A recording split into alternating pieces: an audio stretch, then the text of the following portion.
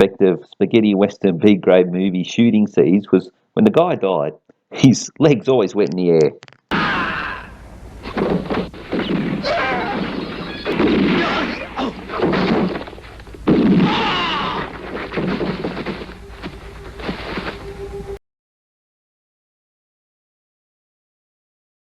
One of the many indications, strong indications that this thing was staged.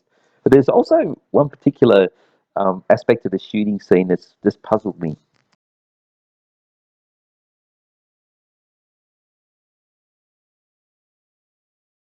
That was the shooting in fast motion, and you can see the guy with the chair, he's got his prop, and the guy with the checkered shirt, he had his prop as well. To being close, so that the outer controllers knew you were allowed to be there, the inner sort of entourage all had props with them, the trolley and this guy as well.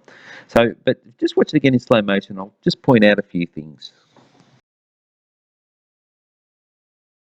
Just pause it there. Now, the cop on the right, he's the one that finally shoots him, and he's about to shoot him now. But he's got his gun in his right hand pointed at the terrorist, but in his left hand, he's holding like a black stick of some description. Now, this is the prop, the artifact that's got me puzzled.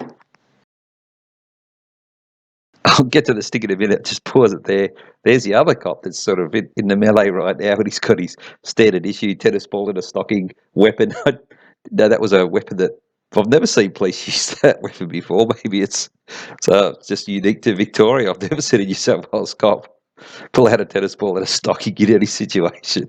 So you Victorians can let me know if you've seen that in Victoria before. Anyway, we'll just get back to the black stick. There's the black stick. He's still got it. He's holding it in his left hand below the right hand that's holding the gun that's about to shoot. Now, this is very interesting as to what happens to this black stick right at this point in time. Now, the black stick that was clearly visible, it's you can't really see it now in that flurry of hands. Now, I don't know whether it's just the motion blur of the footage. I'm not too sure. But what's interesting here is the terrorist. Remember, he's just got the knife in one hand and he's flailing about. But just as he gets shot, he puts both hands together. I'll play it again in real time and you can watch it over and over. To me, it looks like he's grabbing at something. Black stick has made a reappearance, but it's at a completely different angle to the way the cop was holding it before. So it looks like there's been some interaction with the terrorist and he's somehow affected the black stick that the cop was carrying in his other hand. Now, why a cop would even have some kind of item in his other hand, like he's got that in his left hand under the hand that he's holding, ready to shoot the gun, either has both hands on the gun or just has the other hand clear and then he shoots him. But, like I must admit, the tennis ball in the stocking is a bit unconventional, so maybe it's just another unconventional bit of equipment that the Victoria Police use.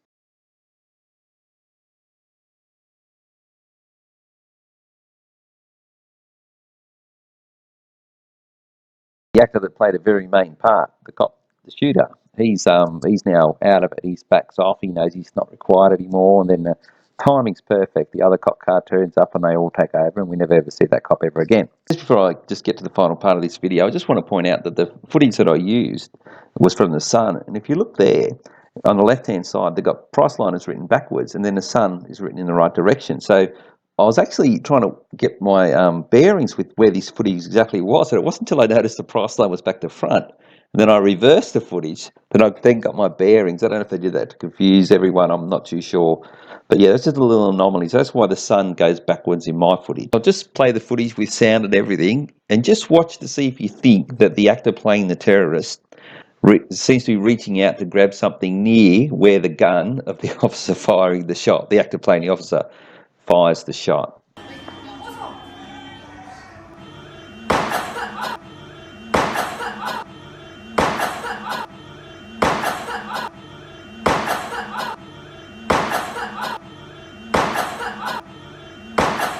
Puts his hands together and then raises them right up towards the cop is, like right there, and the cop shoots him. I wonder how the cop managed to shoot him in the chest when his arms were up blocking where his chest was. That's interesting as well. All right, now my theory on this black stick, look, it's very clearly visible there. and he's holding it with his left hand. It looks like it's jutting out from straight out from where he's holding it. Then after that sort of grabbing at it and the shooting, it's now dropped down. I think that was a prop for timing purposes because look, one of the risks they did take was having the shooting scene out in the public, as opposed to Jakob Kuri. All we heard was bang, bang, bang, and then we get told the story. You know, he rang up the newsroom at Channel 7. I'm not going to go over that again. But yeah, so they ran a bit of a risk. So timing was everything. Could you imagine if the audio and the kickback on the gun had gone off? The actor playing the terrorist mistimed it and either, went down 2 seconds later or went down too early, mistimed the timing of the shooting. They would have rehearsed it and everything. So I think that prop was for either triggered the noise from the gun or wherever the noise came from, and the cop could then just kick it back once he grabbed it. And that was kind of the cue for him to then do his dramatic fall down, legs in the air, B grade spaghetti western style. Anyway, that's my theory on this black stick. If anyone's got other theories on it, I've never seen a cop shooting a gun holding some other implement. There was obviously there for a reason, and it was affected after the why wasn't the cop standing 5 feet away, 10 more feet away, and just shooting him? He could have missed from 10 feet away. Why was he so close? That was another question as well. So anyway, that's my theory on that.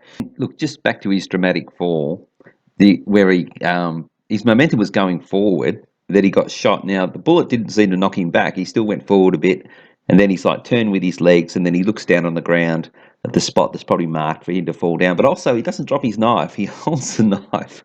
If someone really got shot and they were concerned that they're grabbing at the wound, they wouldn't hold a metal object right where the wound was. So yeah, that's just one more indication. So, all right, that's it for this one.